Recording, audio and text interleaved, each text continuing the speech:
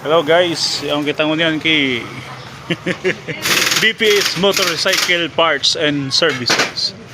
Kung ang hanap nindo gwapito, asin mitikuloso, asin seryosong tao na may sadiri kay niyo, yaon si Bernardo.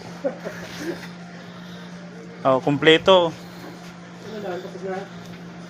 Pati ining gulong niya digdi, mapili ka mga gulong digdi. Mayo digding gulong na di interior.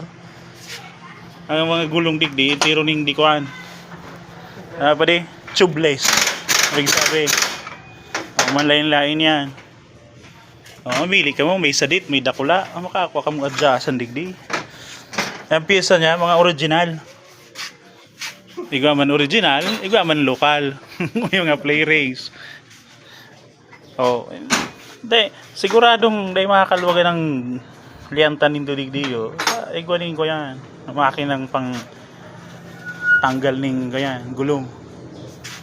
Kadakol naman digding nakaarabot ng mga ano ni ng mga rider. Tapos yun pinakamalupit digdi, bawal utang. Mas lalo na ini. Bawal utang, mahirap maningil. Di ba? Ayan ang pinakamalupit digdi sa negosyanteng ini. Ay, soltero, guwapito, single. Kung may mga motor ka mula lang scooter, digdihan lang nindo siya. Ano na pa ding street pa di? Bonifacio. Laon lang siya din sa Bonifacio Street. Bonifacio Street. Yan ang kampang niya. Don't block the great way. Diyan.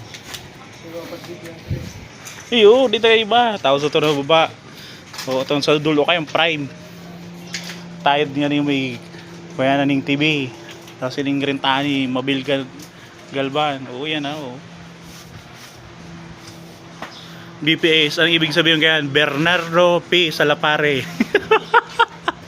Motorcycle Parts and Services. Wala kinumplito ba di ay? To, nagtatago. Dahil ko na sa pag-videoan eh.